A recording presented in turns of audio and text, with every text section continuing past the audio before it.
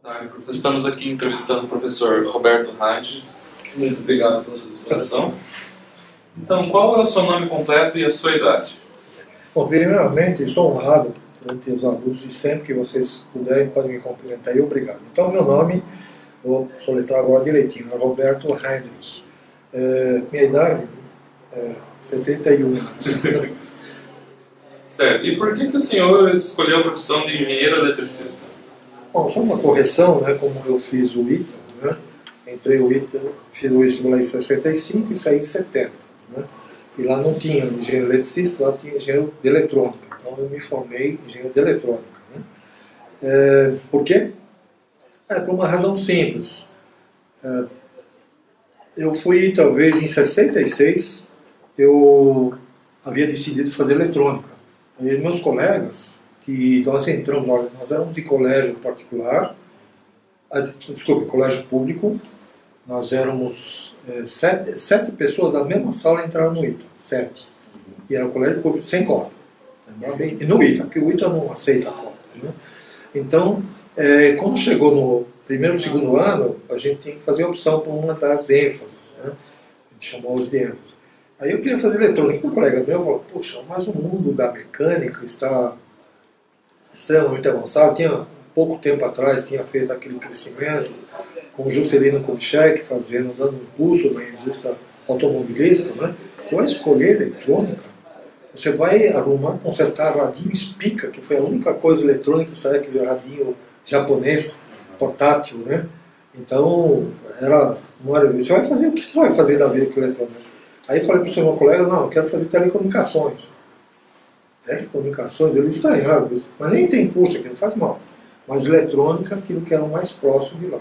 Então, a partir de 66 para 67, eu já tinha uma visão. E dali, tudo que eu fiz até hoje, e continuo fazendo, vou fazer até o final, vou escolher telecomunicações. Por quê?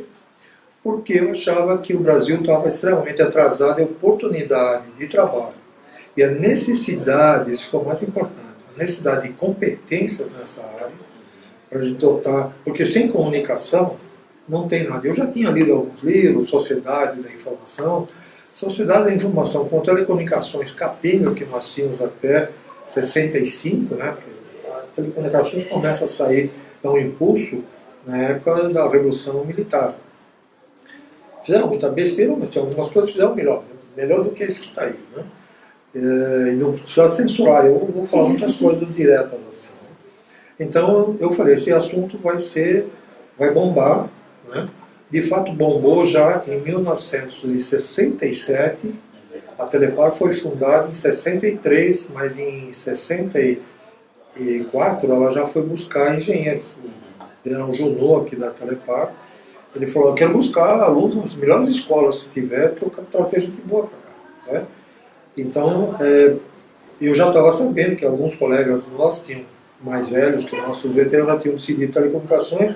Aí falei para o meu colega, tá vendo? Eles já estão começando. E é bom pegar no início. E depois, se vocês quiserem, eu vou dizer para onde que acontece os próximos 10 anos, o que vai acontecer de importante aí. Essa é a minha especialidade. Né? Então, foi amor à primeira vista, né? Aquele que a gente piscou de um lado, piscou do outro. Como não tinha disciplina suficiente para só fazer matérias eletivas em telecomunicações, eu também fiz radionavegação. Radionavegação, se eu não tivesse vindo para o Paraná, eu estaria trabalhando no projeto Sindata, né, que era um projeto grande, que surgiu poucos anos mais tarde, depois de eu ter saído. E a Telepar foi uma empresa excelente, uma empresa com um futuro determinado, muito desafiante, e foi por causa da Telepar que eu vim dar aula também. Bom, isso nós vamos ver mais adiante. Certo. E tem alguma história que marcou a sua vida acadêmica?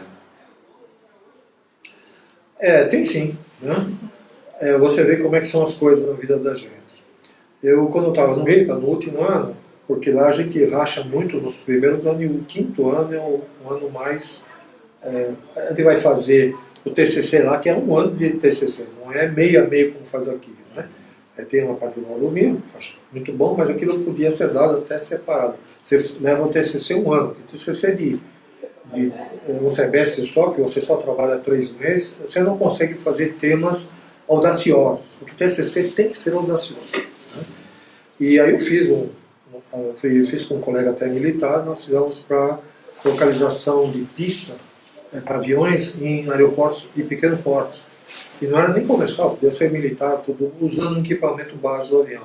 Então foi um TCC bem adiantado, bem difícil de fazer, né?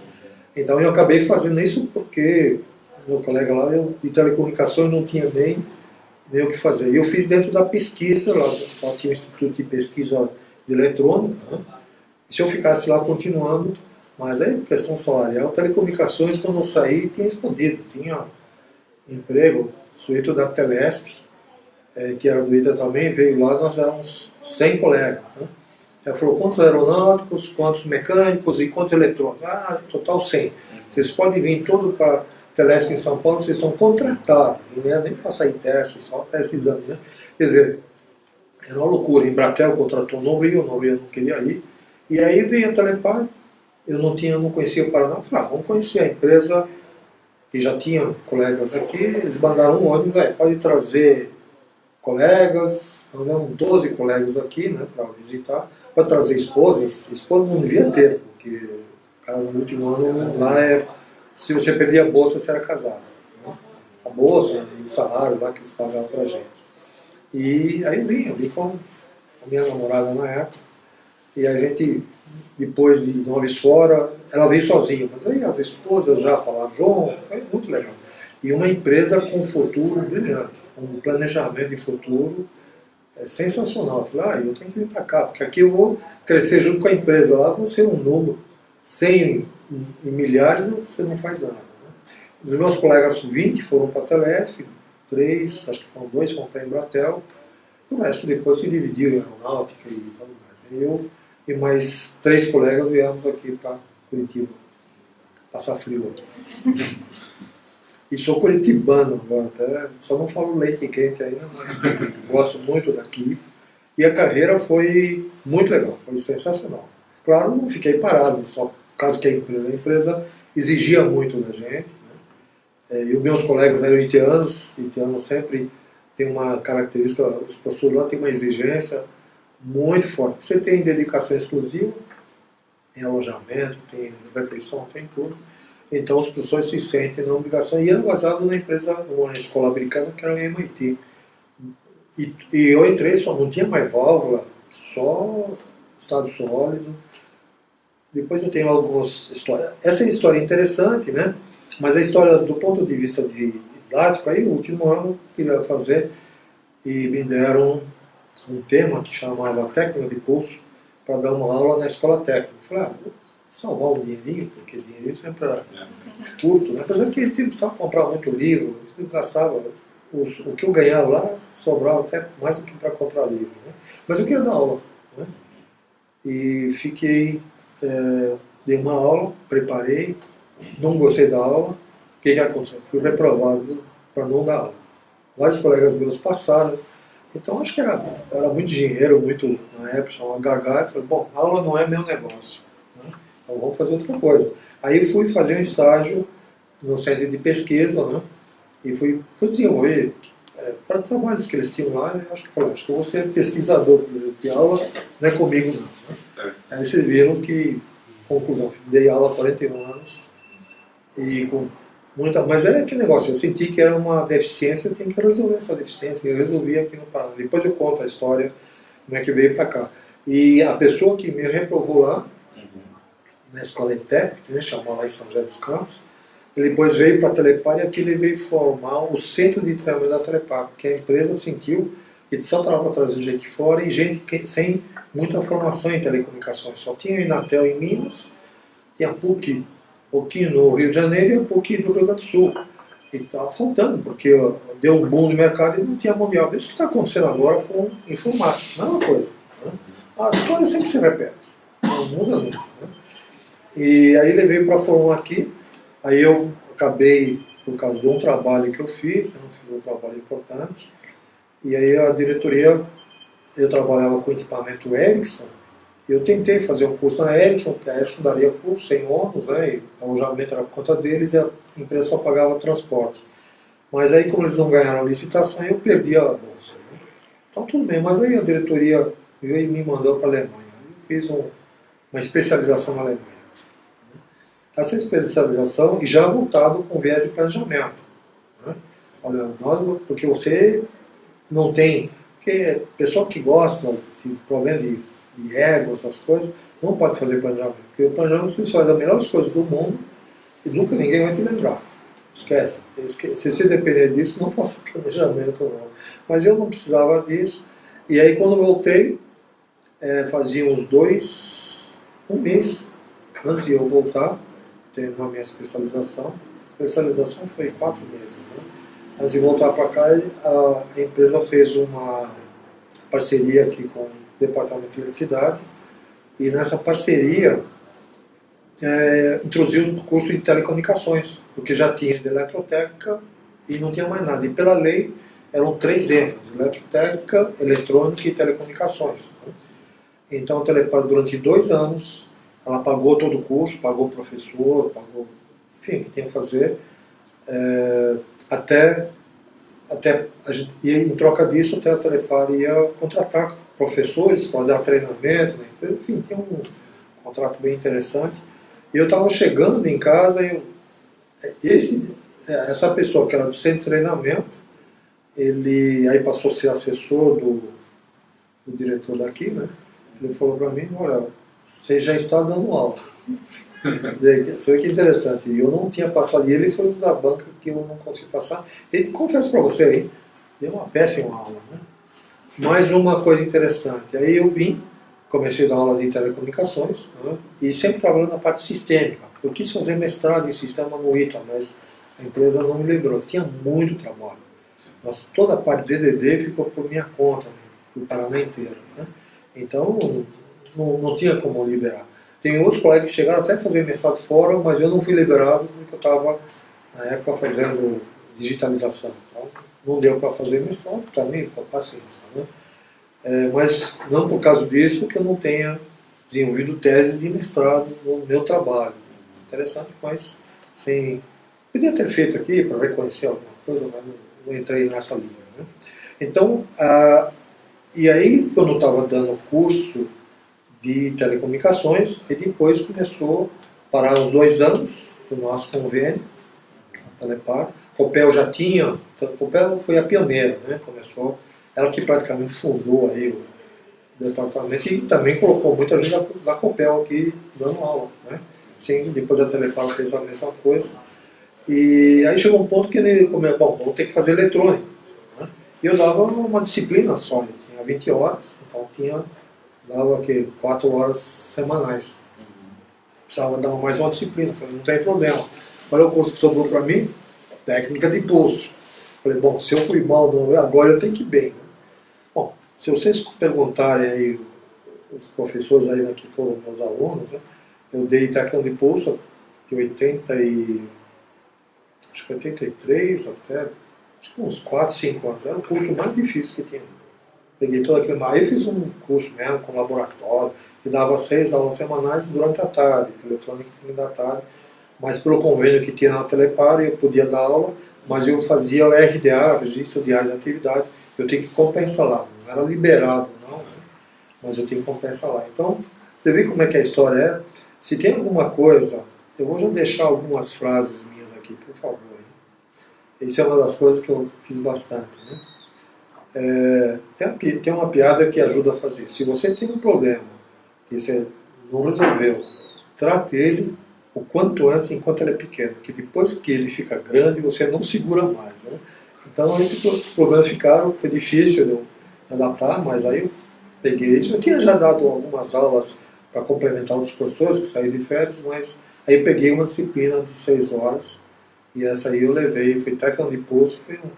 Quem se lembra era o segundo curso mais difícil que tinha aqui no departamento. Mas não que eu queria fazer difícil, o jeito que eu trabalhava sempre de visão sistêmica, pela utilidade. Né? Tem que fazer laboratório, e os projetos laboratórios sempre eram que tinham alguma aplicação prática. Uma buzina diferente no automóvel, contador aquele autorama, né? Autorama para contar número de voltas. Então eu dava um problema, e aí você tem que desenvolver o problema usando as coisas que nós dávamos no curso. Acho que aí chega, senão eu vou contar tudo. Sim, tá ótimo. E você pode comentar sobre a sua trajetória e experiência profissional? Sim. Bom, aqui tem um ponto, né, quer dizer, como foi a evolução ao longo do período em que lecionou. Né? Aqui tem uma parte que eu gosto de ressaltar. Eu fui um felizardo de poder ter trabalhado numa empresa, assim, sempre pioneira, fazendo coisas avançadas, né? E fui um privilegiado de ter dado aula.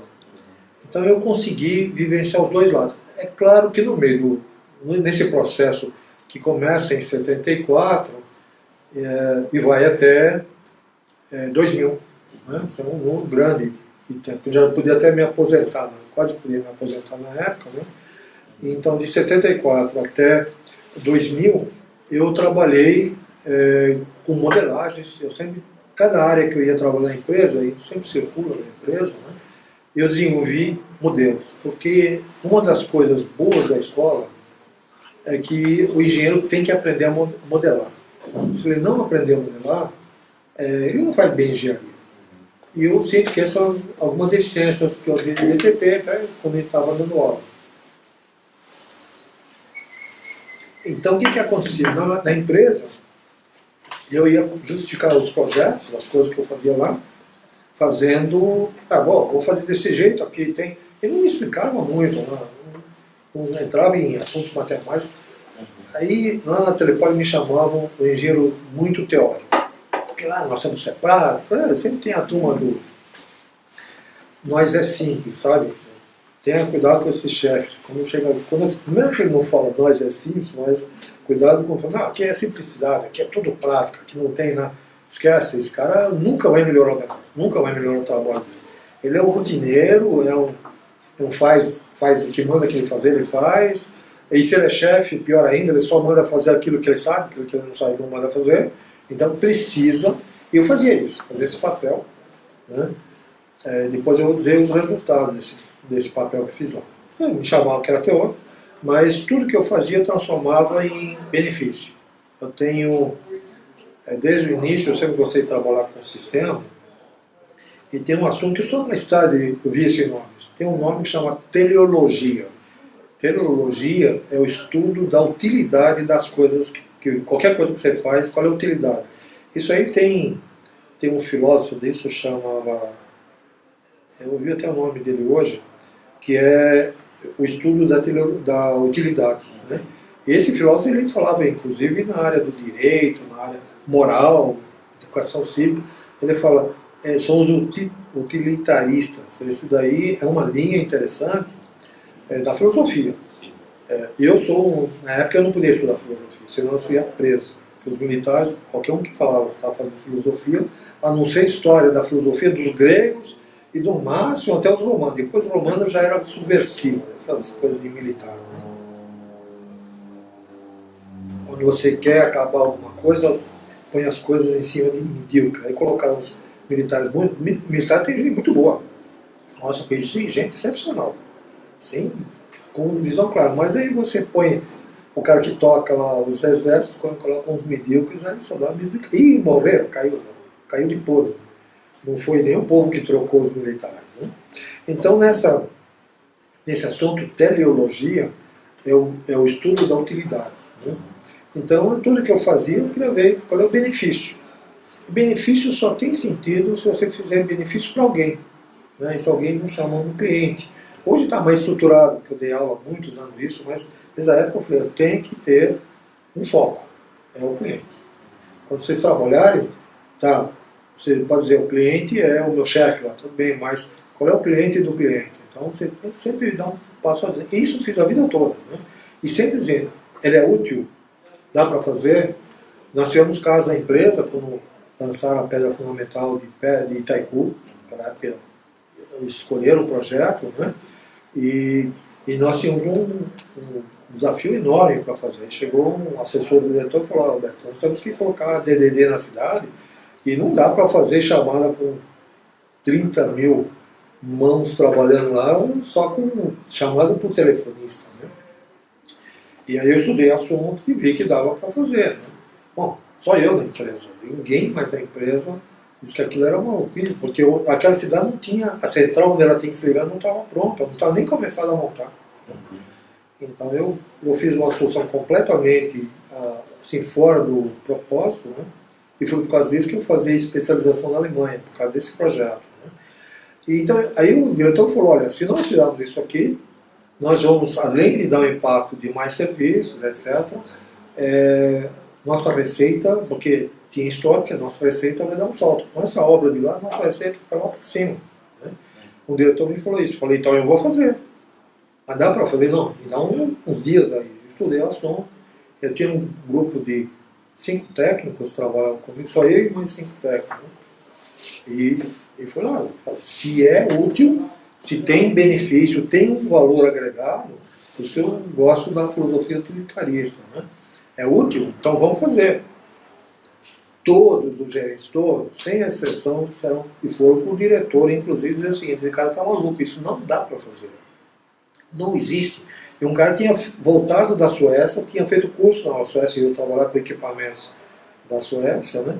Eu falei, eu vim de lá, isso não dá para fazer. E você vai se comprometer com o presidente para lançar e vai ser um fiasco. Né? E a empresa iria receber muito dinheiro a fundo perdido para dotar a cidade de infraestrutura. Tanto a Copel recebeu como nós também. A Copel já estava, mas nós tínhamos um serviço precário ainda, bem incipiente, né? Bem no começo. E eu falei que eu fazia. Não, primeiro eu estudei. Né? E eu vi que não dava. E outra coisa, se tem um problema para resolver, aí que funciona a criatividade. Eu resolvi de fazer. Aí eu expliquei para o assessor como eu ia fazer. Falou, olha, tem canal aqui. Quer dizer, no fundo eu estava fazendo uma trans funcionando com o virtual de outra. Isso é o nome de hoje, bonito. Hoje, quando eu falo isso, qualquer banana, qualquer aluno sabe disso. Né? Mas na época, fazer isso, eu nem chamei de virtual, porque eu não gosto da palavra virtual. Para mim, tem que ser concreto. Se tem coisa virtual, é virtual demais. Né? Bom, só para resumir a conversa, como é que essa ideia da utilidade, né? O diretor ficou numa decisão difícil, né? Que aprova ou não aprova esse projeto? Porque o assessor dele dizia, pode tocar que ele já me explicou, isso vai funcionar. Mas todos os outros foram abusinar no vídeo dele, olha, isso é um problema. Né? E o diretor era muito sacana, né? Ele chegou para mim e falou, olha, e se não funcionar? Posso segurar teu salário durante 1 ano? Você vai trabalhar 1 ano sem receber nada? Falei, pode. Mas se der certo, eu quero 2. Truquei, não, ele gostava de truco, né? Truquei ele, não, se der, eu quero 2. Mas ele recebeu um susto, porque ele não sabia o grau de certeza. Ele não foi muito esperto, né? Ele estava testando a minha certeza, eu estava fazendo alguma coisa, que quando todo mundo fala que não dá, né? E essas são as oportunidades para engenheiros. Né? Quando vocês têm problemas difíceis na frente, é aí que vocês ganham. Né?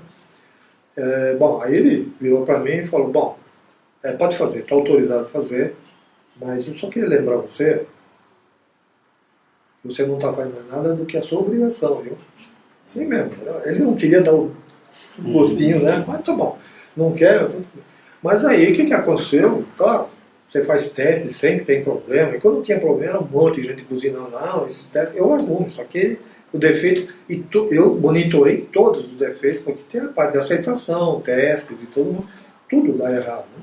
Bom, no final, até cheguei para a Embratel, falei, Embratel, se você ligar o DDD de entrada, porque o nosso tem que ser feito por telefonista. E aí eu ia fazer todo automático. E a entrada podia ser automático também. Mas a Embratel, eu até cheguei na Embratel, vocês trocarem 7 strapes aí, falei com o técnico de lá com eles, era moleza. A Embratel ia ganhar uma baita de uma grana com isso. Mas eles disseram que não faziam xoxo. Né? Então vamos lá.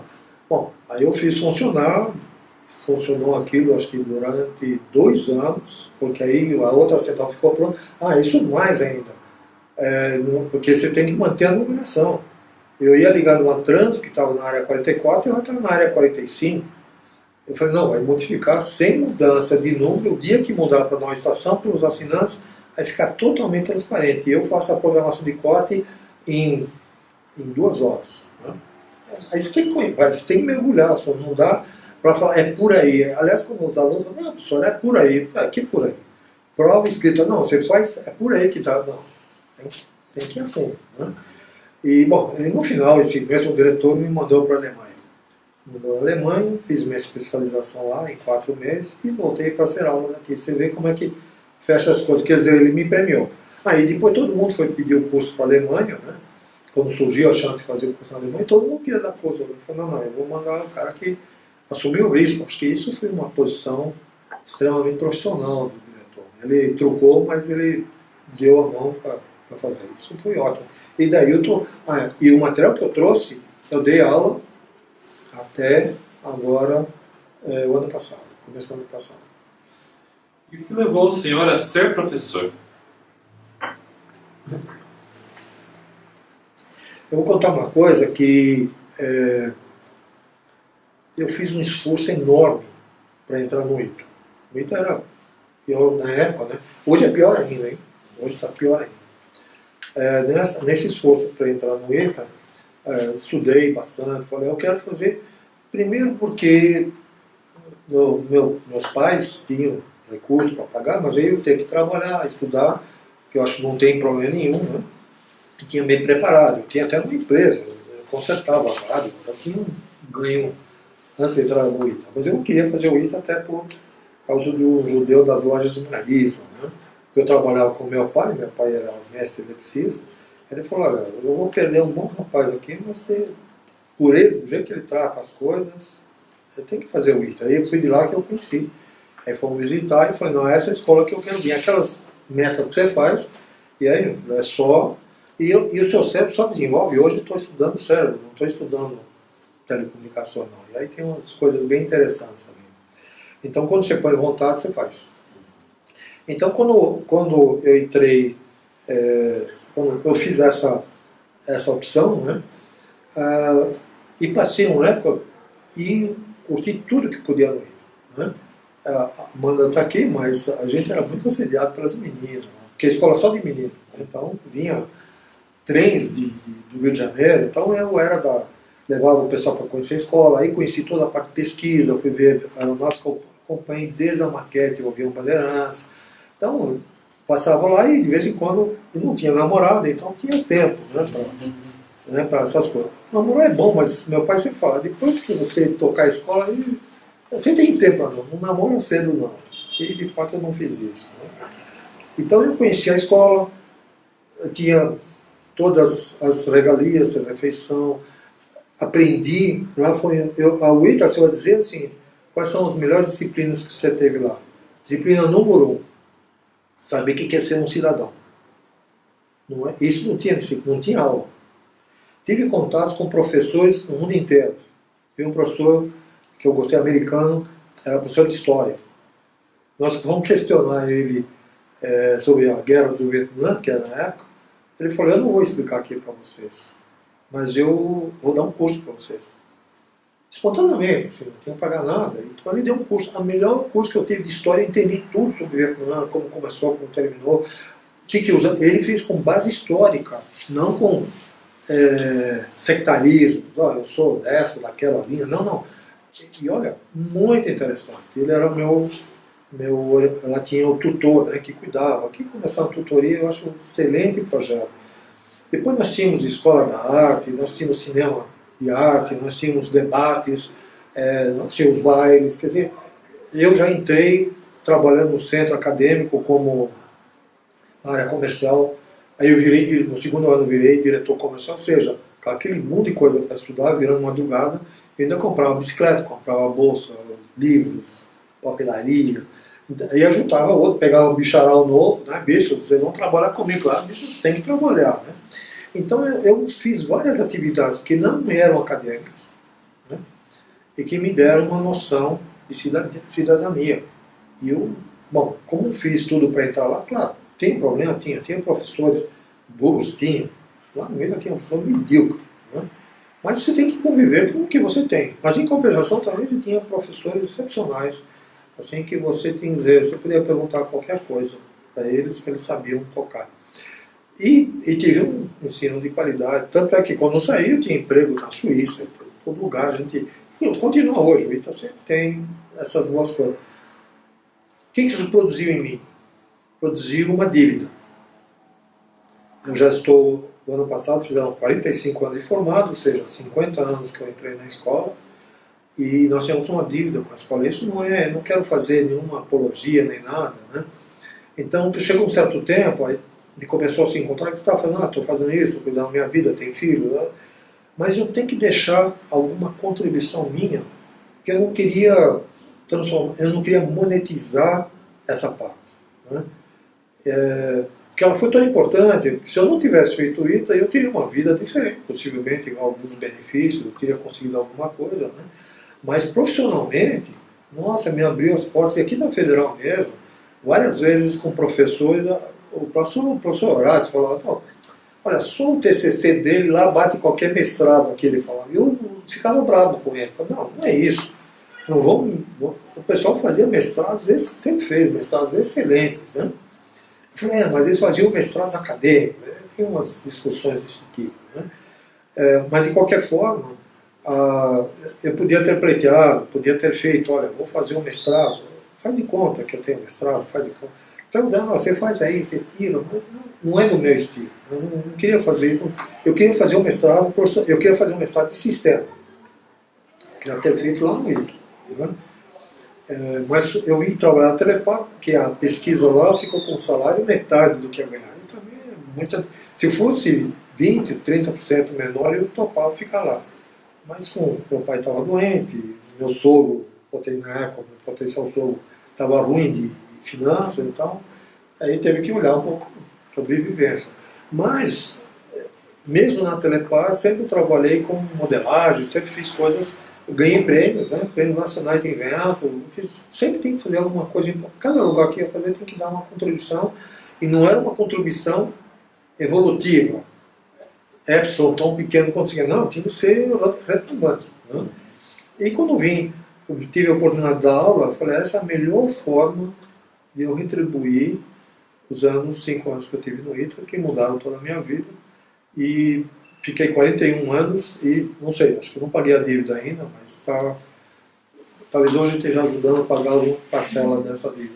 Porque é importante, não sei se vocês conseguem imaginar, ele me abriu prótese de emprego, quando fui fazer trabalhos nacionais, eu fiz todo estudo de digitalização no Brasil, eu coordenei um grupo de 10 pessoas, que tudo isso que vocês estão vendo em digital, a modelagem de digitalização do Brasil, fui eu que fiz. Eu trouxe, levei para um grupo, aí nós se unimos com a Unicamp, 3 doutorados trabalharam comigo para desenvolver modelagem para a gente fazer esses cálculos em Curitiba e conseguir colocar como a cidade modelo para a gente testar isso em digitalização de redes urbanas. Teve outro grupo que fez para interurbano, mas o urbano que era mais difícil de fazer, né? Então são coisas que eu queria dar uma contribuição. E essas contribuições trouxe tudo para a escola, né? Tudo que eu fiz lá foi dado nas aulas, ou seja, essa é a minha grande vantagem, minha sorte, vamos dizer assim, que o que eu aprendi na vida profissional, eu trouxe para dentro da escola. Todos os TCCs tinham algum objetivo. Sempre tem que ter um cliente, tem um objetivo e tem que ser viável. Tem que ser técnica e economicamente viável, né? E também levei da escola, coisa que eu fiz modelos, tem um modelo das 4 camadas, que eu usei na Telepar e uso até hoje lá no Telecom, que foi um benefício da escola. Então, não precisei fazer. Eu me sinto assim de ter feito 3 mestrados, né? Um foi na área de telefonia rural, né? Um foi no dimensionamento de sistemas interurbanos, que trouxe, e todos eles com medições, em quanto dinheiro nós ganhamos nisso. Para mim, o dinheiro suficiente para justificar se aquilo trabalho tenha sido feito tinha valido a pena, né? E o terceiro foi na área de recursos humanos, na área de treinamento. Eu desenvolvi o primeiro mapa de competência do Brasil, né? Porque do Brasil mesmo que ninguém tinha isso, e só agora, uns últimos 10 anos atrás, que fizeram. E fiz isso na empresa, e usei para cá também, né? Então, e eram só mostraram títulos de mestrado. Podia ter feito, mas confesso para vocês, se eu não pudesse fazer um mestrado profissional, que eles chamam, eu não faria. Tanto é que o próprio Cardoso chamou, por que você não faz um mestrado aí? Pô, você tira de letra, não sei o quê. Bom, eu com quase 70 anos, fazer um mestrado, eu não tenho, isso não falta para mim. Se faltasse para mim, eu faria. E eu, para fazer um curso, para tentar trazer 55 a 255 referências do meu trabalho, então eu não vou fazer. Eu sempre discutia com o pessoal, se faltar referência, eles não aceitavam, qualquer coisa. Então Einstein não devia ter feito a teoria da relatividade. Você vai ver, ele não tinha referência no trabalho dele. Então essa mania de referência é uma das coisas que me incomoda. Até hoje ainda no mestrado. Tem que referenciar todo mundo. Claro, eles querem saber se você está fazendo uma coisa, mas se você produzir uma coisa criativa, em que você baseou? Não, baseou no meu trabalho, na minha pesquisa. Mas que não tem valor. E aí você, por causa disso, por causa do MEC mesmo. O MEC mede isso, mas isso não é o assunto que eu quero falar hoje, não. Tá? Então foi por isso que eu vim assim, no começo era ter oportunidade, eu tive oportunidade, tanto é que esse diretor que me convidou, ele foi meu aluno lá, eu dei um treinamento, que depois de Foz do Iguaçu, da Expresso Qualquer, todo mundo e os diretores ficavam na mão dos técnicos lá. E os técnicos diziam que não dava para fazer, só teve um que disse que dava. Então aí eu dei um curso noturno, aí preparei a apostila, tenho a apostila guardada até hoje, né? Em que meus alunos foram os diretores, com exceção desse diretor que me trocou, né? Porque ele tinha feito o curso na Espanha, então ele não queria, ele era muito, assim, o ego dele sempre estava lá em cima, então tudo bem. Mas todos os outros diretores foram meus primeiros alunos e chefes de departamento. Então eu dei o curso e a partir dali um deles viu que, puxa vida, ficou muito bom. Aí quando formaram o curso aqui, aí eu vim para cá. Bom, por quanto tempo o senhor foi professor da Universidade Federal? 41 anos. 41. Só isso. E fui mais, por 3 anos eu fui professor de especialização na PUC e por 1 ano eu fui também lá na IBPEX, também dei curso aí para o Brasil, assim, mas de especialização. E qual que é a sua área de atuação ou pesquisa? Assim? Bom, eu sempre fiz pesquisa, sempre. Porque até o Ita não fazia muita pesquisa, então eu sempre que trabalhava num projeto qualquer, eu procurava, lia, eu desenvolvia um modelo que até hoje, até o professor Felice deve estar dando aí, é um dimensionamento de um sistema interurbano, né, com encaminhamento, como é que se dimensiona o sistema, e sempre trabalhando com modelos que tinham uma certa precisão, mas a precisão era suficiente. E também, todos os modelos eles foram transformados em monetizados. Por exemplo, quantos $1.000, até porque eu contava, tem casos que já ganhei 2 ou 3 milhões de dólares para o sistema todo brasileiro. Né? Então são projetos que eu fiz, mas o mais baratinho que eu fiz assim sempre tinha $2.000, $5.000 que eu fazia. Esse do treinamento, e só a economia que nós tivemos em curso e a efetivação do curso, representou 10% do orçamento do ano. Eu pus tudo isso monetizado. O orçamento era $200.000, coisa desse tipo. Então, $20.000, certamente eu ganhei com aquilo. Então, essa foi uma das coisas que eu sempre fiz. Tá? Então, nessa modelagem, né? Então, eu sempre gostei de colocar... Cuidado. Você falou sobre... tempo foi 40 anos, não, pesquisa. Então todos eles são pesquisa. Uma pesquisa das mais interessantes, eu tive um chefe sensacional, né? Ele era administrador e estava sem treinamento. Ele chegou para mim, olha, nós todo ano fazemos levantamento de necessidade de treinamento. Né? E ele me mandou para fazer um curso de 3 dias em São Paulo. Lá tinha assim um curso, um novo modelo de pesquisa de levantamento de necessidade de treinamento. Eu fui lá, assisti um pouco, voltei, aí o que você achou? Né? Diferente, aliás a palavra diferente hoje não significa mais nada. Né? Diferente, eles faziam, aqui o pessoal ia perguntando, com um catálogo de cursos embaixo na mão, né? Ia perguntando que cursos que o pessoal queria fazer, pegava, anotava tudo, levavam, fazia esse trabalho em 4 meses, Aí fazia um planejamento, ia para a diretoria, portava, ou seja, tinha uma equipe de 4 pessoas que fazia só esse LNT, que chama, Levantamento da Necessidade de Treinamento. Né? E no final, aí quando se fazia a avaliação, quanto daquilo foi feito, nem 2 ou 5% se fazia do que era planejado. E eu fui para planejar o centro de treinamento. Né? Então essa aí foi. Bom, aí quando eu voltei. Tá bom, pessoal. Quando eu voltei, aí eu falei, muito bem, agora o que você acha? Vai mudar um pouco, mas se eu for fazer essa pesquisa, eu vou gastar mais tempo até fazer reuniões focais, porque na época em RH tem um problema, né? É feito por pedagogia, e pedagogia eu gosto muito, mas pedagogo, pelo amor de Deus, o pessoal é muito limitado. Né? Só ter uma ideia, na Telebrás, todas as secretárias viraram pedagogas, né? Faziam especializar. Então, o curso de pedagogia é uma matéria essencial para a educação, mas ela está tão banalizada, todo mundo faz, aí tem escolas que querem ganhar lucro, fazem uns cursos porcaria. Eu acho que a pedagogia aqui da Federal é boa, mas na maioria não é essas coisas. E trabalhar com pedagogo tem o seguinte, eles têm tem uma modelagem, eles não trabalham com modelos. Isso eu vou deixar gravado para vocês, que é a coisa que eu mais sempre falo, é preconceituoso que eu vou falar, mas no meio de engenheiro vocês vão me entender. A profissão de engenheiro é como se fosse uma célula-tronco da engenharia. Você pode transformar engenheiro em pedagogo, pode transformar engenheiro em administrador, economista, até psicólogo. Você pode transformar, ele faz bem as coisas. O contrário você não consegue fazer. Só tem alguma coisa que a engenharia tem que as outras não têm. Eu não sei nada de medicina. Estou fazendo agora para entrar minha filha.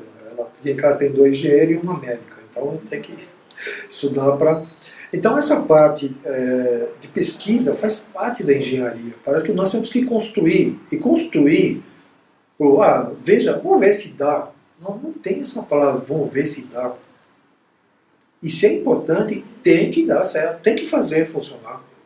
Mesmo que você vire de ponta cabeça, você vai buscar. E essa característica do engenheiro, de modelar as coisas, é uma coisa importante. Porque o que é modelar? A linguagem atual é virtualizar um problema real. Qualquer problema de engenharia sempre tem que ser virtualizado. Aí você põe no papel, diagrama, desenho, modelo matemático, você malha aquilo. Aí você depois tem que voltar para o mundo real. Isso a engenharia não está fazendo hoje, estão falhando nisso, mas tem que voltar para o mundo real e testar. Né? Se de fato tiver aderência, porque às vezes você escolhe o modelo errado, mas saber escolher o modelo é o princípio do mundo engenheiro. Quando a escola não dá modelagem, não dá otimização de modelos, que a pesquisa operacional chama isso, não dá engenharia econômica, que acho que o Gênesis dá os cursos de engenharia econômica, pois você tem que fazer mais e melhor com menos. É a minha equação que os alunos mencionaram lá na formatura. Essa é a equação importante, e para mim, engenheiro que faz isso. Outras profissões todo mundo devia fazer também, mas não com essa ênfase como os engenheiros fazem. Então essa é uma das razões que eu acho que nós vale a pena, né, fazer pesquisa. Então, em todos eles, nesse caso do Centro de Treinamento da Telepar, você vê, isso aí eu fiz lá fora, tem outros que eu fiz aqui. Né? Lá fora, falei, bom, quais são os modelos que existem? Aí você vai pesquisar e não pode fazer uma coisa. Já naquela época eu estava aprendendo a fazer isso. Não tente fazer coisas diferentes baseadas nos mesmos princípios no passado. Se o passado vem até aqui, esquece o passado. Tenta fazer uma coisa absolutamente diferente. Né? Então a única coisa que tinha é que tinha que capacitar as pessoas da Telepar com as melhores técnicas aos menores custos. Né? Fazer mais, quer dizer, mais pessoas treinando, melhores os cursos, ou seja, que as pessoas aprendem e fazem uso, custando menos. Né? Então, em função disso, eu fiz muita pesquisa. Aí teve um pessoal da Telebrás que estava também querendo fazer, e eram pessoas não pedagogas, pessoas que saíram da engenharia, porque eu fui para a área de treinamento porque tinha um diretor, mandou fazer mediocridades. Né? disse que eu não podia nem virar atrás para não conversar. Sabe aqueles caras... E ele acabou virando chefe. Hoje eu acho que eu já sei por que ele virou chefe lá. Eu falei, não, eu não vou ser, vamos trabalhar. A área que eu não puder desenvolver, fazer pesquisa, e olha, na profissão, no trabalho, não é na escola. Não, né? E aí quando fui para lá, eu fiz lá e foi bom, esse assim é um mestrado, tranquilamente. Tanto é que esse chefe chegou para mim e falou, olha, eu não sabia o que você ia fazer. Eu sei que ia ser diferente, mas foi a melhor coisa que eu não vi em nenhum lugar aqui do Brasil tocando nisso, né?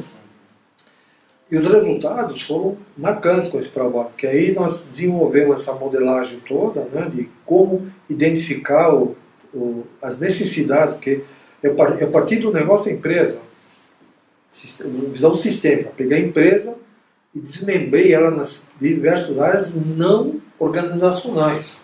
Porque a organização, eu falei, muda. As pessoas não mudam de lugar, mas as pessoas são as mesmas, né?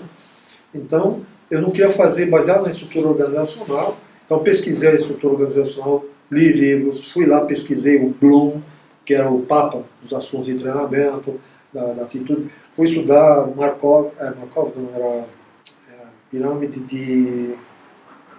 eu esqueci o nome. Fui estudar isso aqui, fazer todas coisas ligadas nas pessoas. Atitudes, o que as pessoas levam, o que as pessoas fazem. Isso foi pesquisa, né? Isso de um lado. Do outro lado, eu li muitos livros, né? A Quinta Disciplina, na época eu tinha lido o tal da Física, que eram ensinamentos, livros estruturantes, também para ver como é que se vê o todo. Porque esse tal da Física, essas visões sistêmicas, elas são partido todo. Eu falei, qual é o negócio que a empresa precisa fazer? Ela tem que atender seus clientes com serviço de telecomunicações, tem que oferir lucro disso, né, para ela poder... E lucro nunca foi pecado, hein? Não sei como é que é aqui na escola, eu acho que tem uns esquerdistas aí que me assustam. Viu? Eu já falei, eu sou esquerda e sou direita ao mesmo tempo. Depois, aliás, eu sou capitalista e sou socialista simultaneamente, mas isso acontece só no final. Então, com essa visão, eu peguei a empresa vai existir como? Se ela não tiver cliente, então tem que atender com mais serviço, melhores serviços, aos menores custos, menores tarifas. Sempre a equação do engenheiro. Essa equação eu enchi o saco de 2.000 vezes com todos os meus alunos aí que foram... Os primeiros não sofreram tanto, que nem sei se lembram, mas os últimos 20 anos eu coloquei essa equação, né? E eu fiz isso lá. Aí nós fizemos uma modelagem que não precisava mais fazer planejamento. Não tinha mais planejamento. Eu fazia por índices, né? Olha, nós vamos treinar tantas pessoas que vão ter... Aí todos os cursos nós reduzimos. Então eu vou dar alguns números para você ver por que essa pesquisa é utilitária, pesquisa baseada no benefício daquilo.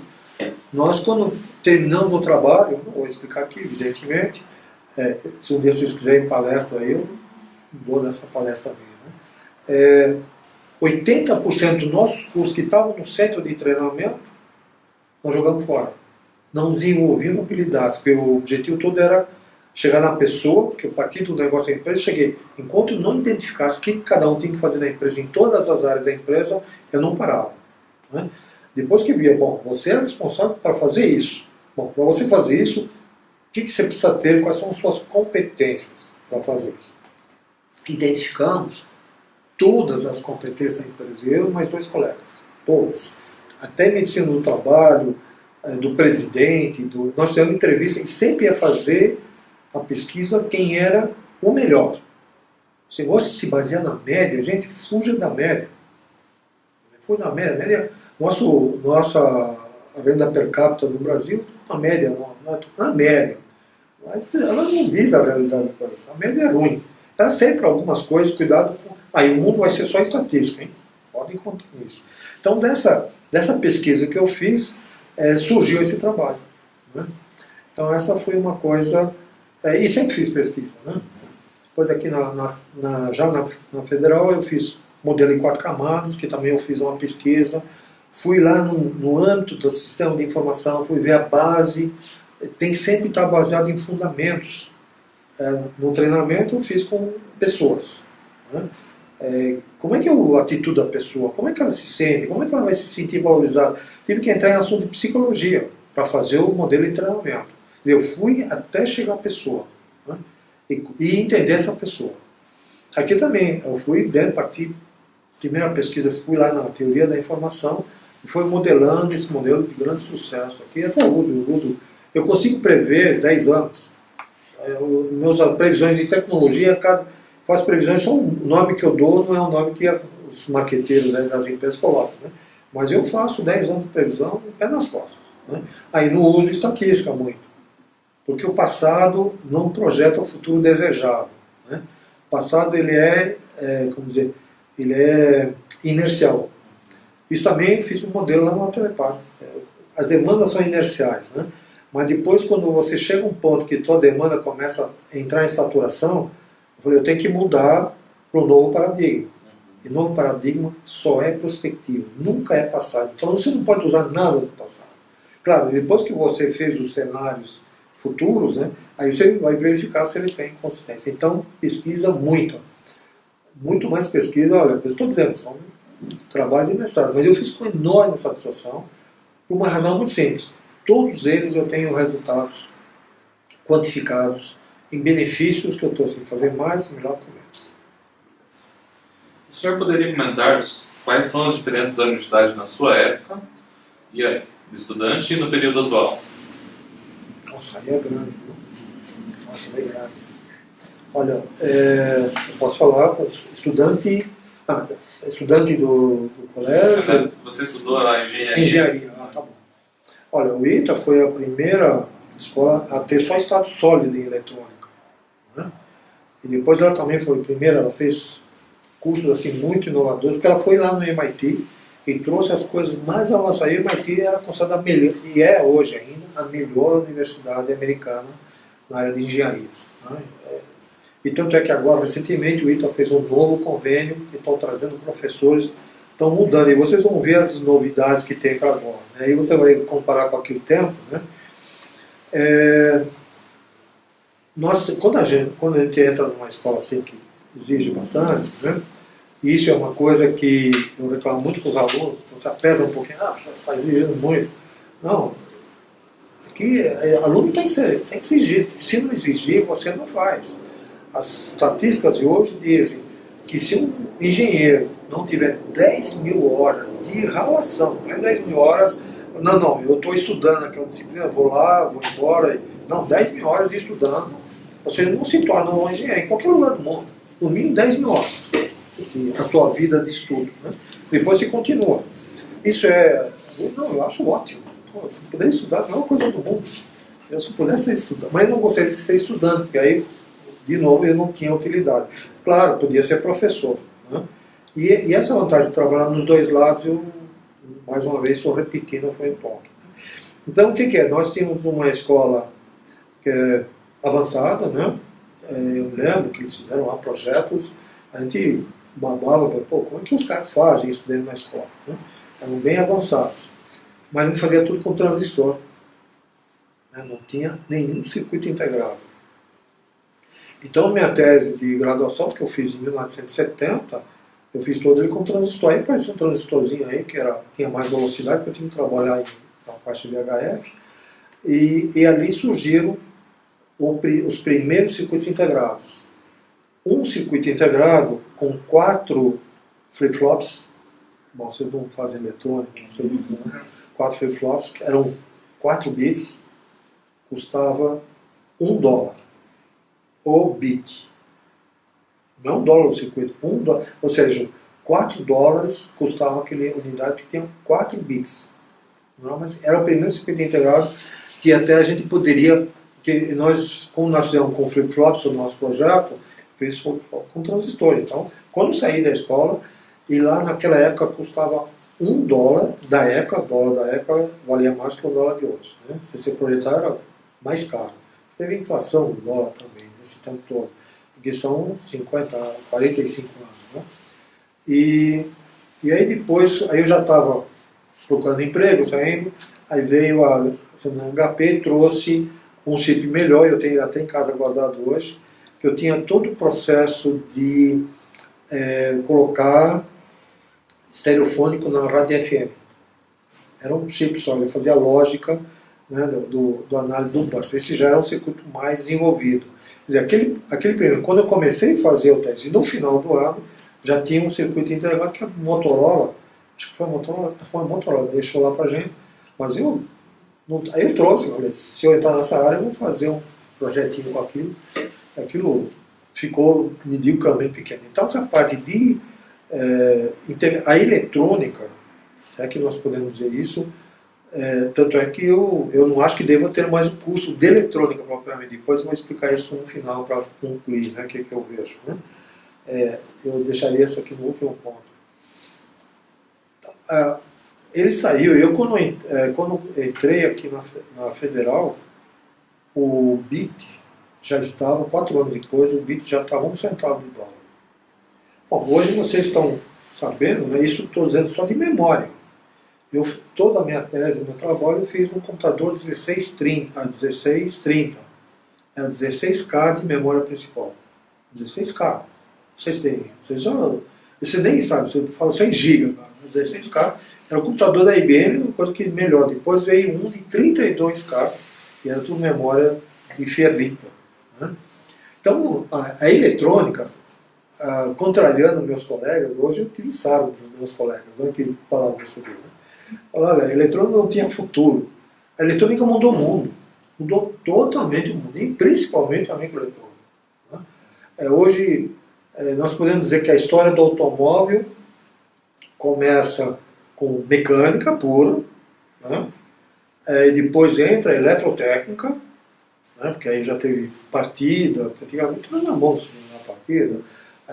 Aí tinha farol, como sabe, podia já usar à noite, porque o primeiro carro não tinha farol. Né?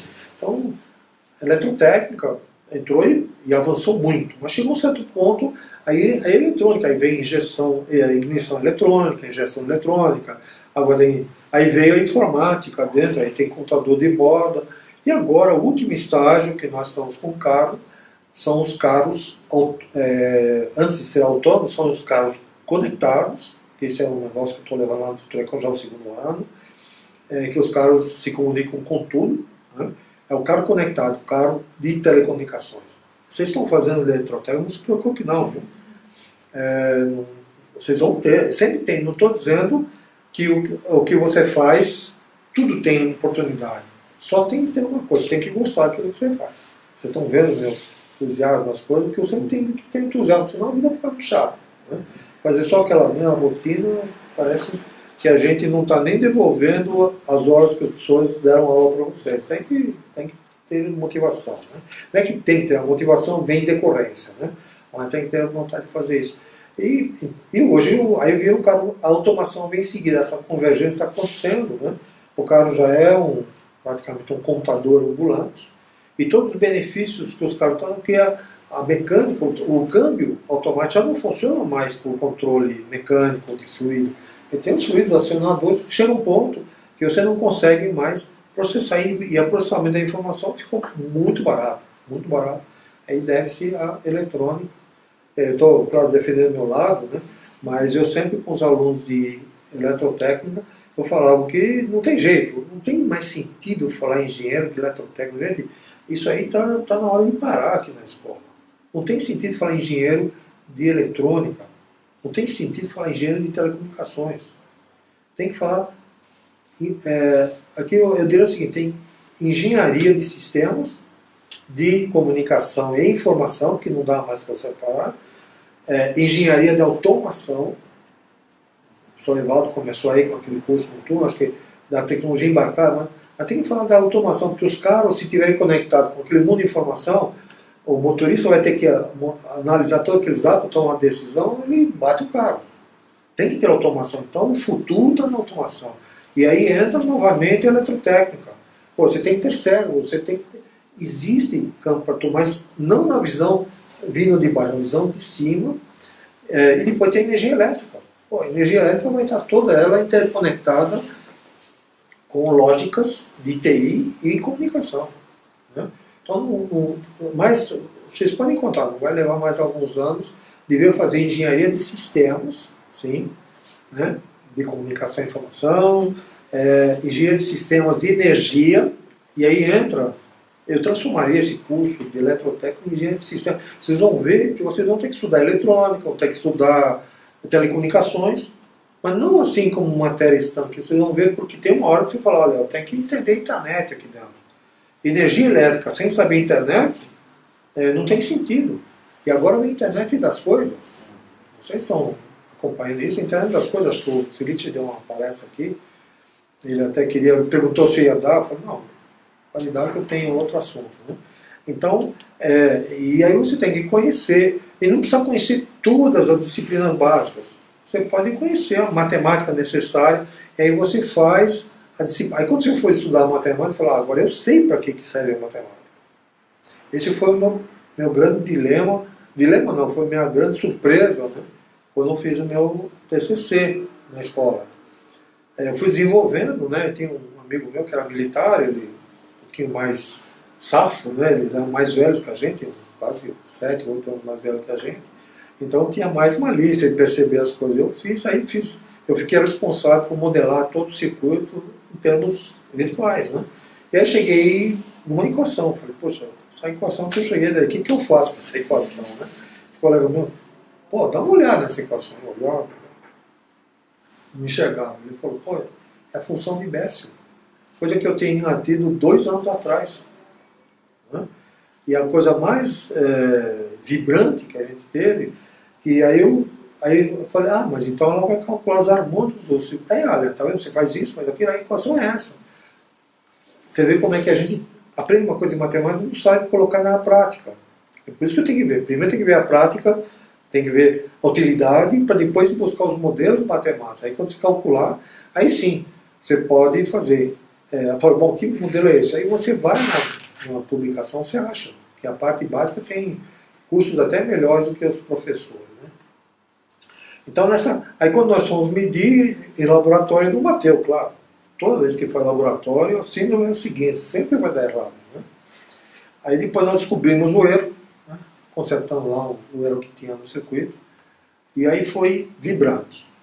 À medida que o meu colega ia medindo no analisador de espectro cada harmônica, eu parametrizei, né? Normatizei lá a amplitude, nós fizemos o que ele ia falando. Eu ia cantando, ou ele ia medindo, eu só fui fazendo assim. Gente, a função de método isso funciona. Isso que é engenharia, gente. Não é aquela engenharia que você só... Claro, você pode usar a equação em outra tese, você tem que aprender alguma coisa, mas tem que ter um fim em si. Né? Então essa foi uma coisa que eu tinha que colocar para vocês, né? Essas diferenças. Então a parte de modelagem, bom, eu comecei a estudar em computador analógico. Você não imagina o que é um computador analógico. Eu resolvi equações diferenciais em computador analógico. De maneira muito simples. Só eram amplificadores, resistores, capacitores, e nem indutores a gente quase não usava. Nós fazíamos toda a lógica e resolver uma equação diferencial da função logarítmica lá do amplificador. Eu resolvia, né, porque no sinal ele saía o cálculo diferenciado na saída. Né? Então, e tem coisas que têm utilidade isso hoje, mas hoje se faz tudo no digital. Né? Então e eu trabalhei aprendi pesquisa operacional, as modelagens, gente, as coisas importantes para a gente ter. Eu vejo que aqui, vocês já fizeram curso de pesquisa operacional aqui em alguma matemática ou não? Acho que nem sabe disso não. Gente, isso é um pecado. Não que vocês deviam ter lá no primeiro, segundo ano, deviam ter agora, no 4º ano, alguém desse isso para vocês. Pô, como é que você vai fazer com menos? Fazer mais com menos? Isso aí é programa de otimização. E pesquisa operacional são algoritmos, e tem milhares de algoritmos aí. No mínimo você tem que aprender alguns e aprender a pesquisar onde tem o modelo, que o dia que você tiver um problema na mão, você fala, bom, qual é o modelo que se aplica aqui? Que modelo que eu posso usar? Né? Isso nós fizemos lá com os doutores lá da Unicamp. E aí, falamos, bom, qual é o modelo que vocês vão usar? Aí nós explicamos qual era o problema que tem que resolver. Eles falaram, aqui você tem que usar balance. Balance é o modelo da pesquisa operacional adequada. Aqui nós vamos ter que usar, quando não tem cabo, 0,1. E todos eram modelados. Eles pegaram os modelos, colocaram e conseguiram colocar o problema real em cima de um conjunto de modelos que deram resultados. Fantásticos resultados. Nós usamos durante 10 anos, todo o dimensionamento de Curitiba está baseado naquele modelo. Gente, será que não é importante? Bom, então, essa é a minha dica para vocês. O senhor poderia comentar algumas mudanças significativas que ocorreram ao longo dos anos no ensino da engenharia? Olha, eu posso dizer que houve um retrocesso da engenharia em todo o Brasil. Né? Não é específico para uma escola ou outra. Né? Onde que você sente? Para mim, nós tivemos um modelo que uma coisa puxava a outra, né? Porque o ITA tinha todo o viés da indústria aeronáutica. Você vê, o Brasil é o terceiro maior fabricante de aviões no Brasil. Tem algum resultado. Né? Você vê a USP, vê São Carlos, sempre ligado com... Poxa, são trabalhos... E sempre eu procurei ver que tinha que ter essa parte empresa-escola. Né? Isso funcionava melhor no passado. Hoje, tem alguma empresa aqui dentro que trabalha com vocês? Lactec, que é da Federal. Né? Importante. Não, e outra, o Lactec, durante algum tempo, houve umas brigas aí de direção, que você não podia mandar aluno no Lactec. Isso aí foi agora, acho que 2 anos para cá, ou 3 anos para cá, que pô, é um absurdo. Está usando a universidade e a universidade não pode usar o Lactec. Tem uma Copel aqui dentro. Eu sei que a Copel manda alguns projetos para cá. Porque a Copel tem um Copel e Telepar, que não existe mais, elas duas que começaram o curso da elétrica. Mas tem alguma outra empresa aqui dentro? Não tem. Vocês viram agora a Google, Facebook, Nokia. A Nokia montou um laboratório aqui com a PUC. Por que a Federal não tem isso? Então essa parte, empresa e escola, perdeu muito. Antes tinha mais objetividade. Porque aí você via, você pega a FEI estava em São Bernardo do Campo, toda a indústria automobilística se aproveitou da formação, existia lá, fizeram automóveis assim, de projetos avançados, existia essa ligação. Eu vi que a escola começou a se separar e seguir uma carreira puramente acadêmica. Aqui o departamento começou só acadêmico, aliás, desculpe, só empresarial, só de empresa, a Copel e Telepar. Né? E nós sentimos que faltavam professores aqui com mestrado, doutorado. Isso aí eu participei de reuniões, né? Eu participava do colegiado e a gente sentiu que à medida... O Oscar foi meu aluno, o Wilson Artuzzi foi meu aluno, né? Daledoni foi meu aluno, e muitos deles acabaram desenvolvendo mestrado. Poxa, eu achei ótimo fazer isso. Não poderia ter, porque o viés da empresa, ela olha mais o curto prazo, é a parte de formação, assim, do engenheiro cidadão, tipo assim, é menos isso aqui, né? Claro que tem objetivos. Então, essa mescla, e olha, toda vez que tiver uma mescla, tem futuro.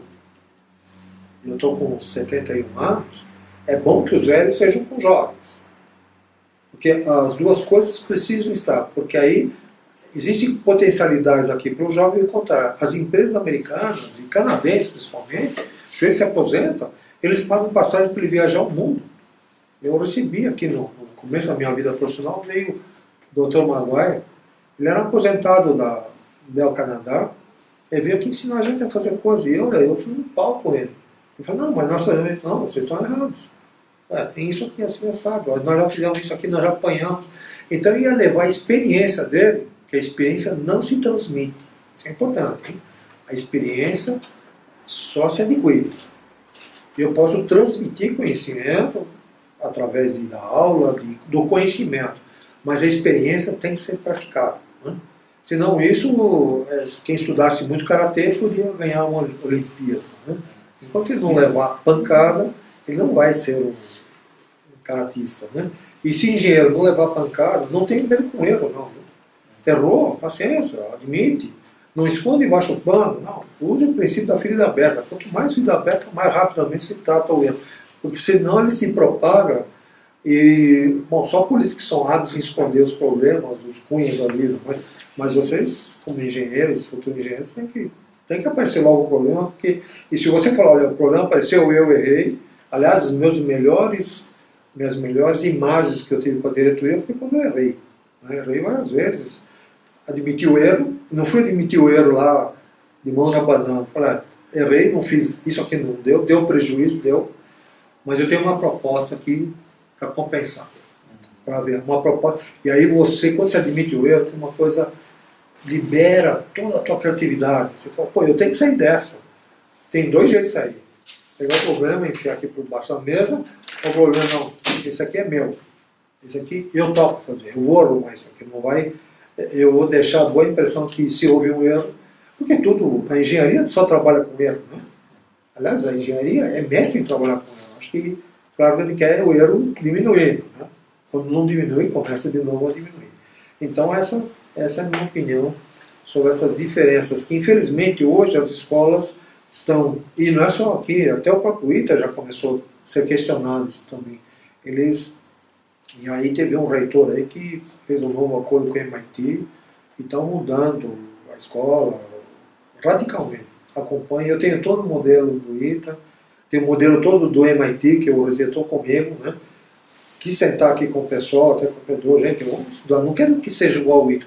Eu ia fazer um convênio no ITA para pegar alunos aqui, fazer um estágio lá no ITA, desenvolver o TCC no ITA, mas alguém tem medo, não sei porquê. Isso aí vocês perguntam para outras pessoas. Eu não sei qual é o medo, mas que tem gente com medo de fazer isso, tem. E eu tinha a condição de fazer isso. Essa minha contribuição para a Federal era fazer esse... Eu cheguei a trazer o reitor, o Evaldo participou do nosso encontro, trouxe o reitor do ITA para cá, falamos com o empresário da região, falamos com o PUC. Quem se interessou mais foi a PUC e o Positivo. Então pode contar, a Universidade Positivo vai dar um baile em nós daqui a alguns anos. Principalmente por causa de cotas também. Certo. Para o senhor, qual que é o papel do professor na universidade? O papel, eu vou colocar uma coisa importante, né? Isso é um movimento que está dando no mundo inteiro, né? E eu procurei fazer isso. Né? Professor não é mais o senhor da sala. Não é mais o detentor dos conhecimentos universais. Isso era no passado, que o professor era aquele que acumulava mais conhecimento, mais estudos, e os alunos não tinham nada.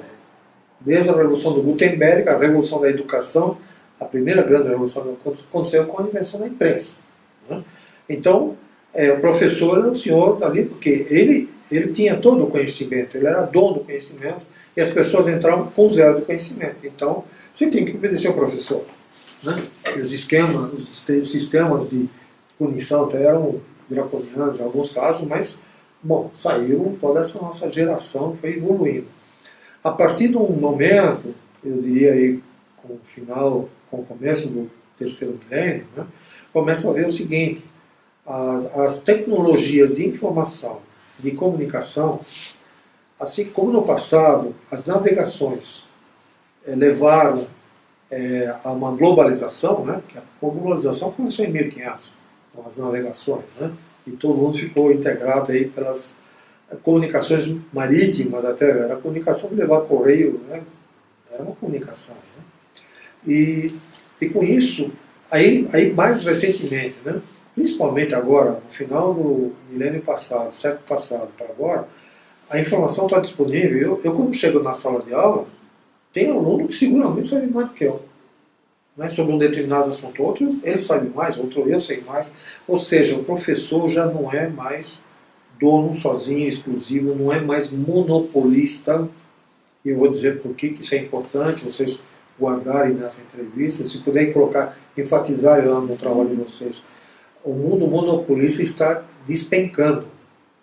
Eu estou chamando isso aqui da uberização da sociedade. O Uber é um táxi que tem aí. Né? E quais são os sindicatos? É o sindicato do táxi, os taxistas que compraram licenças caríssimas, quer dizer, fica muito caro no mercado, porque aí tem controle da prefeitura, que não controla tal coisa, aí tem... Bom, você já imaginou quando está tudo centralizado? Esse de cima é muito importante. Se esse de cima não for muito regulado, ele vai entrar no campo da corrupção, e é ruim para o motorista de táxi, e é ruim para o passageiro. Né? eu chamo isso aqui, os monopólios, cada um está caindo no tempo. No tema. Telecomunicações caiu nos Estados Unidos em 1984, e hoje você veja, nós temos uma certa competição a brasileira, vamos dizer assim. Então essa monopolização está acontecendo na escola. O professor hoje, a educação da engenharia devia estar centrada no aluno. Centrada no aluno não é da moleza, não. Mas eu tenho que identificar, e hoje é possível, o professor tem ferramentas que pode identificar qual é a necessidade até individual de cada um. Se montarem um sistema de analytics, chama isso aqui, é um software que analisa grande quantidade de dados. Eu sempre sonhei em fazer a rede social da educação. Primeiro que eu ia fazer a rede social da educação na engenharia elétrica, depois a rede social na engenharia, depois que eu ia fazer da federal, depois que eu ia fazer de todo o Brasil. Esse é um projeto grande. E o que eu previa nisso? Todo aluno entra na rede e ele passa a ter, e não tem mais esse negócio, não tem que se preocupar muito se está colando, fazendo prova, esse negócio de professor. Eu fazia um contato de confiança com os alunos. Vocês não viveram isso, mas perguntem os alunos proximamente. Contato de confiança com alunos era o seguinte: nas minhas provas, que eu tenho que atender, eu sempre prefiro fazer trabalho. Só que o trabalho não dava para fazer 2, 3 em um semestre. Fazia um bom trabalho, gastava muito tempo. Os alunos gastavam muito tempo e eram trabalhos assim. E esse trabalho não era exclusivo. Eu criei uma competição, né? Falei, olha, eu media a criatividade do trabalho. Se vocês derem toda a informação de um grupo, a nota vai ser mais pela média. Mas se alguém apresentar, tinha uma nota de criatividade, pode criar até uma certa competição dos grupos, mas podiam copiar tudo, né? Nas provas, eu dava 3 provas, que eram obrigatórias da empresa, era o regulamento, tem que seguir o regulamento, né? Os alunos podiam consultar o material dele. Se ele copiou o material de outro aluno que faz melhor, mas ele trouxe o material dele, eu consultava com o dele. Podia usar a internet durante as provas, podia consultar o Google, não tinha problema nenhum. A única coisa que eu fazia no contrato de confiança é que o trabalho tem que ter direito autoral. Tem que ser o aluno ter feito. Porque eu sempre dizia, mas não vocês se formarem, irem para o emprego, o chefe chega lá para você, olha, Vitor, você vai em casa, estuda tudo, amanhã você vai fazer um projeto aqui, não pode consultar o computador, nem entrar na internet. Gente, não existe isso nesse mundo. O professor que está nessa, está por fora, viu? É que vem uma cadeia, um passa para o outro. Então o professor tem que dar essa lei, claro, as provas têm que ser feitas para obrigar até a pesquisa. Se eles achassem alguma coisa, eu fiz uma vez uma prova, o aluno achou na internet e falou, olha, professor, tem um caso que justifica isso, mas ele justificou.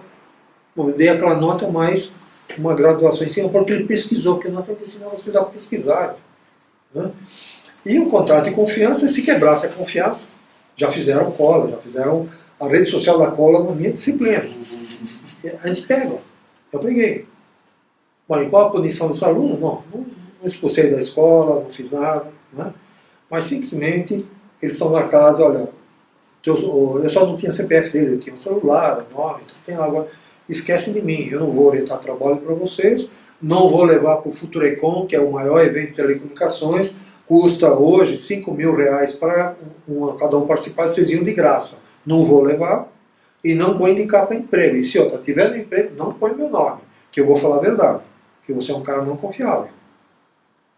É radical? Mas tem que ser assim, gente, conduta é radical. Por isso que o Brasil está nessa zona que nós não é pensar idealmente no mundo, como chama, mundo assim, de gregos, né? Uma utopia. Não, isso é todo dia. Aliás, hoje a empresa hoje já tem um dado novo, eu diria que os alunos, que só 30% do que vocês valem no mercado é o que vocês aprendem na escola. Hoje isso acabou para 20%. Sabe o que eles olham em vocês? Atitudes, iniciativa, ter resiliência. E claro, o conhecimento que vocês tiveram aqui vai representar 20%. Eles não querem mais saber de currículo, podem ir nas empresas.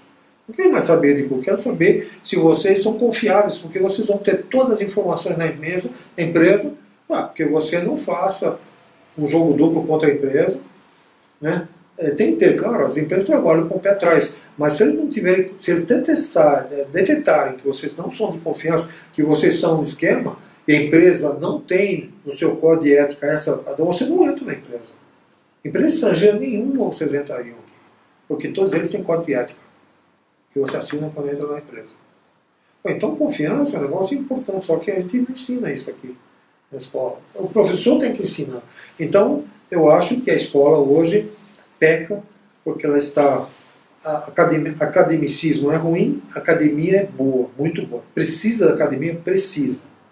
A sociedade precisa de pesquisa, mas não uma pesquisa endócrina, que só fica, ou endotérmica, vamos dizer assim, só dentro da universidade. Um faz um mestrado, usa do outro, porque o MEC premia isso. O problema está na medida, não é na escola aqui, não. Os professores que estão errados. É o MEC que está errado. Aquele bando de pedagogos corruptos que tem lá em cima. São os medíocres. E quando se mede esse, e o pior que positivo, o PUC, todas as outras escolas, tem que ver uma coisa. Se elas não tiverem essa medição, eles são minimizados aí na sociedade. Mas estão medindo errado isso aqui. Tem que medir a competência. E olha, dos meus 2.425 alunos, curso, né?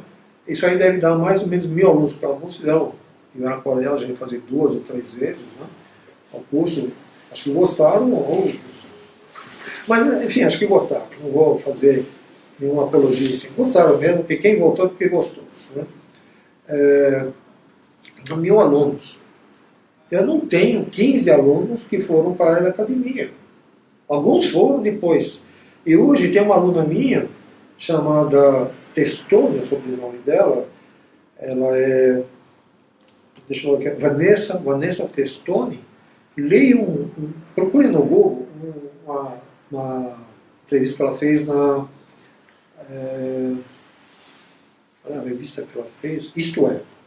Né? E ela seguiu toda a carreira muito inteligentemente. Não era excepcional, assim dizer, não, porque eu tenho uns caras que eram um gênio, né? Mas a gente não quer genialidade, era muito bom. Né? E ela fez mestrado, doutorado, pós-doutorado, fez toda a carreira acadêmica, mas sempre com viés profissional. E ela nesse artigo ela fala como é importante as empresas darem importância para engenheiros ou profissionais, no caso de engenharia, fazer mestrado. Eu sempre incentivei todo mundo a fazer mestrado, sempre. Mas faça um mestrado utilitário, que tenha um projeto de alguém, que uma empresa, aí a empresa daqui a pouco está colocando, vocês vão ali na Inatel, e na Inatel tem 24 laboratórios, se é que já não tem mais um, de telecomunicações, nós não temos nenhum. Tem 24 laboratórios, e todos colocados aí pela Huawei, pela Nokia, todas as empresas, porque eles veem que lá eles fazem, transformam o profissional em engenheiro de telecomunicações com viés de empreendedor, coisa desse tipo, que não é pecado, o mundo vive disso. Aí está a prova, né? Como é que está o nosso país. Então, engenharia, esse é um assunto que os professores precisam sair um pouquinho do seu quadrado, da sua sala, vai na empresa. Eu sugeri aqui criar, com a participação do aluno, o Centro de Estudo e Desenvolvimento da Competência em Engenharia Elétrica. Então, eu queria trabalhar com todas as empresas como professor, nós íamos lá e vendo o que está faltando na engenharia. Esse trabalho que essa aluna fez, tive nota quase máxima, foi muito bom o trabalho dela e mais um, que eles levantaram com os egressos da Federal, que coisas que todos eles adoram a Federal. Né? Espero que um dia vocês não fiquem envergonhados, porque daqui a pouco a Federal vai ficando pior, né? Tem tendência de fazer isso. Infelizmente, não é nada contra o processo de cota, mas a cota não tem um projeto de cota, não tem um planejamento. A cota veio para ficar para sempre. Não, a cota para sempre não vai. Ele tem que crescer até melhorar o ensino básico e voltar a cair de novo, para entrar nos eixos. Porque cota é uma saída das deficiências que você tem no primeiro grau, segundo grau. Agora, se o aluno de deficiência achar que a cota resolveu, foi o que esse governo fez, ele vai estragar, como estragaram o ensino médio. Você vê São Paulo agora, o governo de São Paulo já disse o seguinte: nenhum aluno mais passa se não for por mérito. Porque o aluno está passando só para atender os indicadores. E quando atende indicador, não pode ter repetição, senão nós vamos ficar mal no MEC. Então, gente, isso aí é a maior estratégia de emburrecimento do Brasil. Muito bem, respondi? Certo, obrigado. Qual a opinião do senhor sobre a estrutura da Universidade Federal do Paraná? Se diz, como é a estrutura organizacional? É isso. Não é estrutura acadêmica do curso. Olha, as estruturas, elas podem mudar ou não mudar, não faz muita diferença, né? A única coisa que eu vejo nas estruturas da universidade, que nós às vezes se baseamos muito em normas que vão sendo caducadas ao longo do tempo, né? Quer ver uma norma que eu acho uma coisa que não, é um absurdo isso continuar aqui dentro, é a norma dos estágios. Vocês não chegaram, vocês não estão fazendo estágios ainda. Mas vocês já... A norma, bom, eu não sei se já mudou isso. A norma dos estágios é o seguinte: não, o aluno só pode fazer estágio depois que tiver um certo número de disciplinas feitas. Porque senão ele vai para o mercado de trabalho e não vai poder usar o conhecimento. Como se vocês tivessem um conhecimento absolutamente brilhante. Estou dizendo, não é mais do que 20% hoje. Não estou desmerecendo a escola, não. Estou dizendo o que o mercado está pedindo para vocês. 90 e poucos por cento de vocês vão trabalhar lá. Né? E, então, nós devíamos fazer o contrário. Se a empresa aceitasse, nós até sem remuneração colocaria estagiários desde o segundo ano. Tá? Segundo ano. Porque você não adquire conhecimento até o final o suficiente para você ir trabalhar. Vocês vão se formar e vão chegar lá e não vão usar nem conhecimento aqui. Então, agora, qual é o benefício de você começar mais cedo participando? Vocês vão começar a ser especialistas de problemas. Vocês vão ver quanto problema tem que resolver. E fazendo um convênio entre empresa e escola, eu fiz isso na Telepar com escolas de informática. Né? Você leva o problema, o aluno tem que resolver, você faz acompanhamento. É bom porque o aluno vai trazer problemas do mercado para dentro da escola. E desculpem, modelo velado, ninguém fala que é isso, mas nós somos um modelo de esquerda, e a escola não pode se envolver com capital. Pô, gente, quem é que paga os nossos cursos aqui na universidade? É o governo federal? Escambau. Quem paga a universidade é toda a sociedade. É vocês pagando impostos, o cara trabalhando, produzindo, pagando impostos. Isso que paga a universidade. Não é o professor dando aula que dá. Não é o retorno que vem disso, não. O retorno vem porque tem alguém produzindo. Né? E se tem alguém produzindo, vamos ver lá o que ele precisa. A universidade não tem que fazer alunos para entrarem no mercado de trabalho, para produzir valor para o país? Ou a não ser que seja, não, eu fiz uma pesquisa com os alunos, no momento em que ele está feliz com o trabalho dele. Sabe qual é o momento que você faz pesquisa? Nos momentos críticos. Quando o cara lá está com um problema que ele não sabe como resolver. O que a escola te ajudou? Ele vai dizer, ajudou nem essa pesquisa eu tenho levantado. Tem comigo que foi um grupo de alunos fez. Então nós temos que ir lá fora, e essa maneira de fazer estágio lá fora é uma norma que pode se fazer mais cedo. De tal modo que o aluno já tenha contato com problemas e traga os problemas para a escola. Aí sim os professores vão ajudar eles a resolver o problema aqui na escola. Será que todos os professores gostariam de fazer isso? É a pergunta. Certo.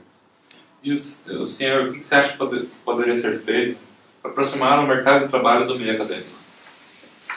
Bom, primeiro, eu vejo agora uma oportunidade muito boa com a participação do professor Horácio como diretor do setor.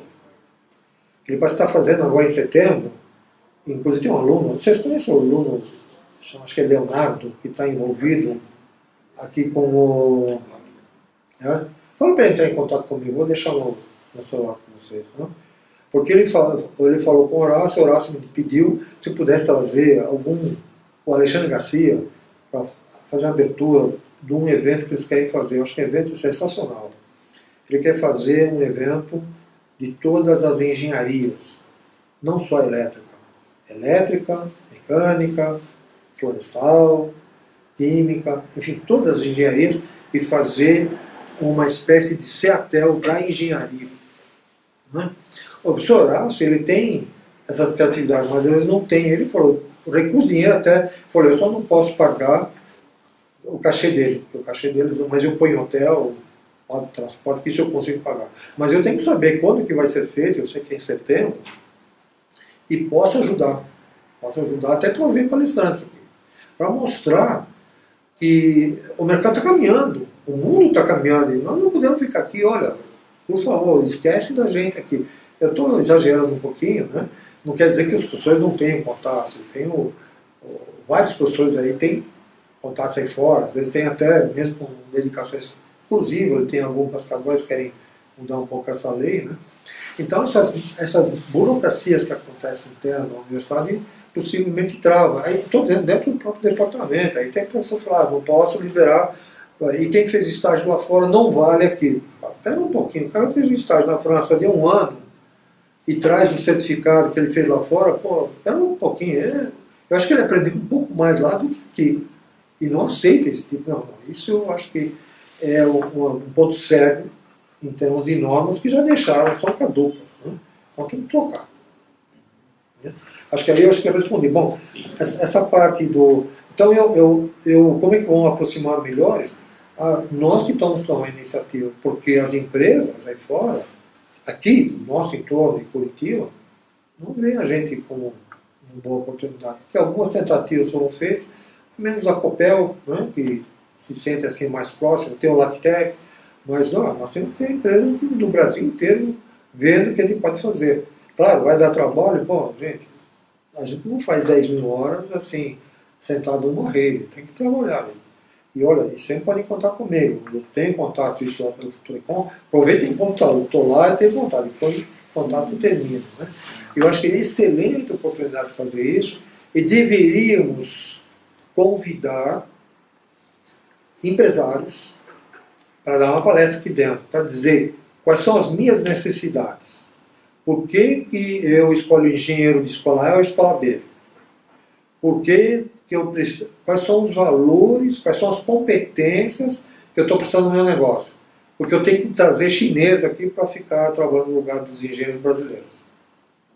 Né? Se você trouxer, é um bom passo. E a oportunidade está aí em setembro, não precisa esperar muito. Faça um evento supimpa, organizado pelos alunos.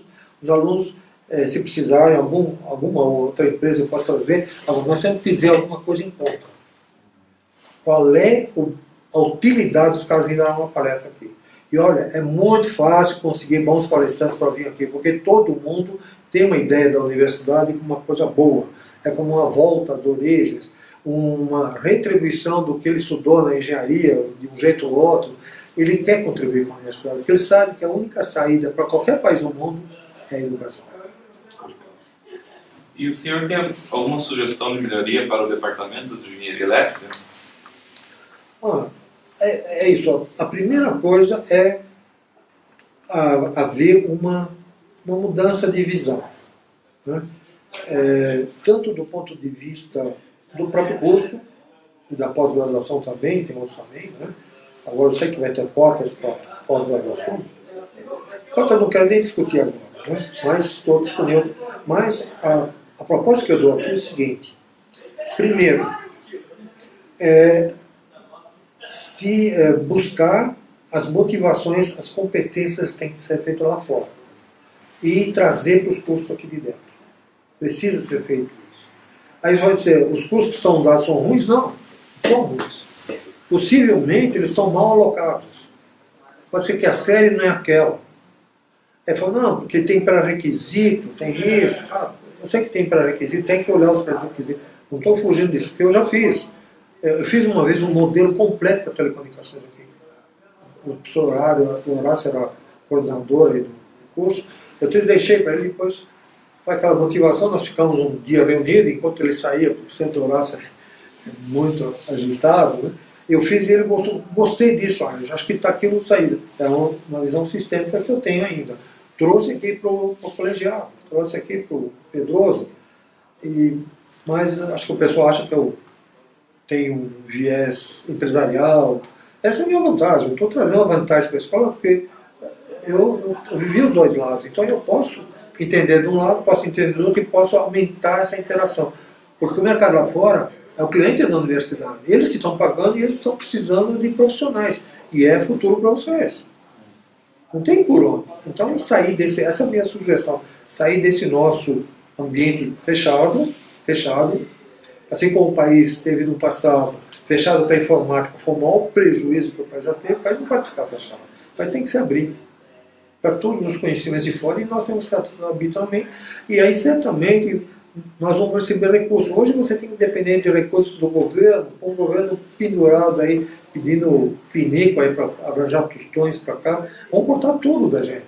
E não adianta sair passear, vai dizer, tem uns idiotas aí passando na rua, fazendo acampamento, MST, o que é isso, gente? Isso já não existe há 30, 40 anos, ninguém mais faz aquilo. Ou seja, nós estamos atrasando o país com tanto recurso, tem que ser medíocre desse jeito. Então nós temos que sair e tem que começar na escola. Básico, e tem que dar uma mexida no ministério. Mas como o ministério se não mexe, né? Manteiga lá no ministério. Nossa, gente, aquele cara é um idiota. Eu não contrataria nem ele para ser faxineiro na minha empresa.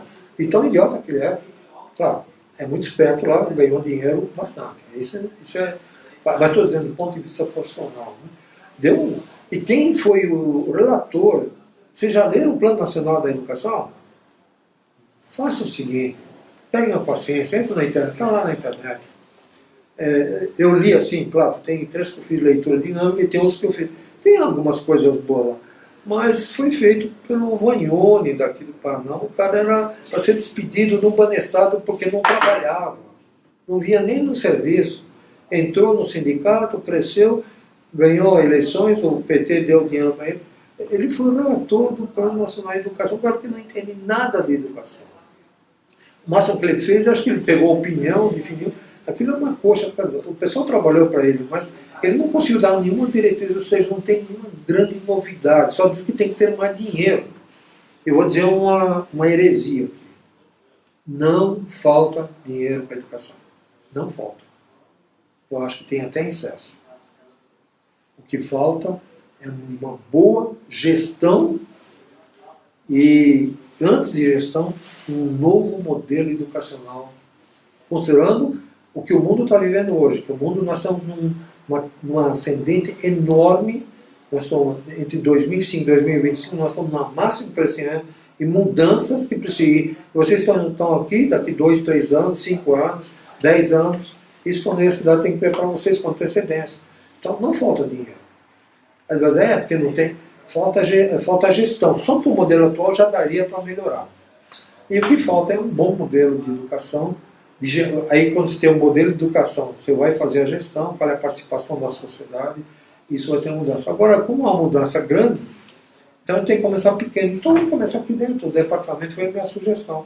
E novamente, reitero, pode escrever isso embaixo, estou voluntariamente disponível, eu venho de Bengala ainda, até eu sair dessa Bengala, Deus me livre, então, uma hora tem que sair. Eu venho disponível e gostaria de discutir. Porque às vezes que eu entrei em discussão, a discussão sempre vai dizer, não, ele é capitalista. Assim, eu antigamente chamava de comunista. Não, ele é comunista, pronto. Os militares falam, taxa comunista aí está morto. Né? E lá na época era morto mesmo. Dá um tiro você. Hoje, não, esse cara é capitalista, então não vale para a escola. Não existe. Olha, eu vou dar um exemplo, vocês que já fizeram eletrônica, e vou dizer no que eu estou me baseando, e aí termino. Depois acho que depois não preciso nem acrescentar mais nada. Eu li um livro, que eu sempre gostei de sistema, chama Visão Sistêmica da Vida, de Fritjof Capra. Ele é um dos autores. O outro autor foi mais um. Ele é o mentor disso aqui. Né? Bom, se a vida existe uma visão sistêmica, e nessa visão sistêmica, ele diz o seguinte: toda a vida é feita porque ele quer sobreviver, ele quer crescer, ele quer ocupar todas as comidas, ocupar todos os espaços. Né? E essa é a função de ganho.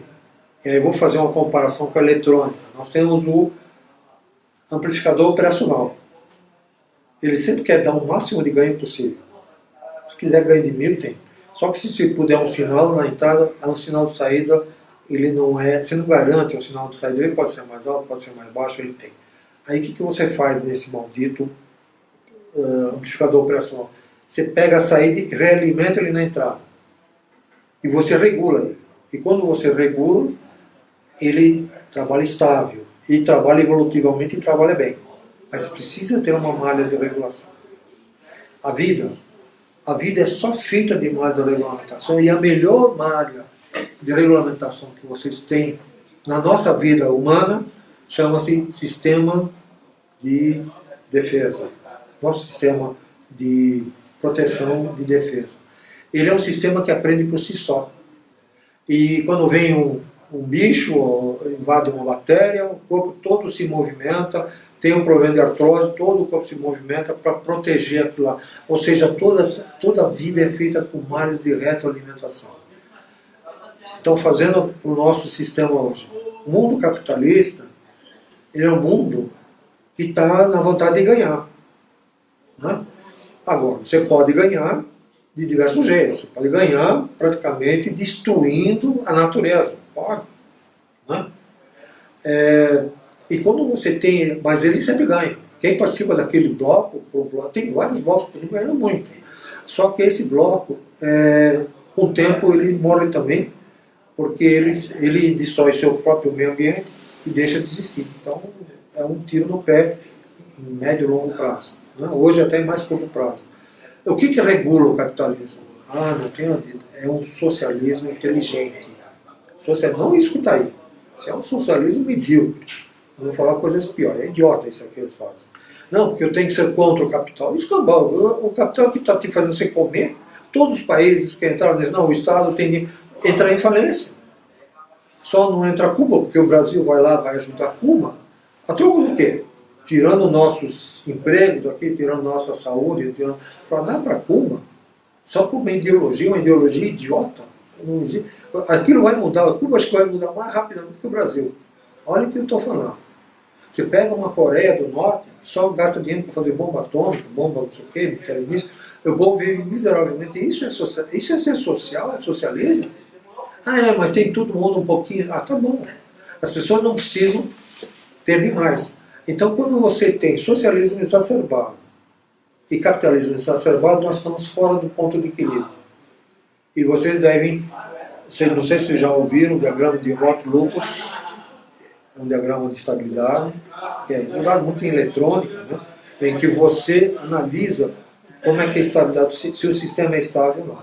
Você faz em mecânica, você faz de várias formas, vê, o pêndulo para cima não é estável, ele vai cair para um lado. Mas tem uma hora que ele vai e entra num processo estável, se tiver atrito, ele vai parar. Então esse problema da estabilidade do modelo do país, né, precisa dos dois. Um capitalismo regulado, com as agências que foram feitas lá no tempo de Henrique Cardoso, as agências reguladoras, era para regular o capital. E aí você regula a sociedade e dá benefício para a sociedade. Mas você precisa ter ganho primeiro, para entrar nos impostos, os impostos poder fazer o programa social. Hoje nem os espertos socialistas, os Dirceu da vida, que eram os maiores mentores, o único cara inteligente lá é o Palocci também, foi caído na corrupção também. Todo político é corrupto, isso não ajuda. Para mim o que falta é competência para fazer modelos políticos, modelos econômicos que sejam regulados, favorecendo o capital, mas deixando o capital regulado. E o capitalista não quer ganhar o dinheiro. Não, vamos ver esse cara que ganha muito dinheiro, que nem o Friboi aí do Lula, que está ocupando o Brasil inteiro, acabaram com as pequenas empresas. Isso é o socialismo que está fazendo para nós? O socialismo é um canalha. Né? Então, essa é a minha ideia. Tem que ter capitalismo? Tem que ter socialismo? Tem que ter os dois. Porque, no fundo, todos os benefícios têm que ser feitos para o povo, mas não de uma maneira que o dinheiro tem dinheiro infinito. O governo não tem dinheiro infinito, acabou agora, com 170 bilhões de dívida. E nós vamos pagar essa dívida, viu? Não tem jeito, vocês não vão fugir disso, vão ter novos impostos. Né? Então, eu não vou poder resolver o mundo, né? Nem é essa a minha intenção, Mas vamos começar a trabalhar aqui no departamento de engenharia elétrica, os nossos bons professores, que nós somos bons professores, olha, todos com doutorado, então, gente com uma boa formação. Podemos trabalhar em fazer um departamento melhor para produzir engenheiros que realmente façam mais, melhor ou menos para a sociedade. Aqui eu encerro. Muito obrigado, professor. Nós da Universidade Federal agradecemos a disponibilidade e todo o seu trabalho durante esses 41 anos de ensino. E obrigado por passar um pouco da sua experiência. E é isso que temos que dizer. Muito obrigado. Okay.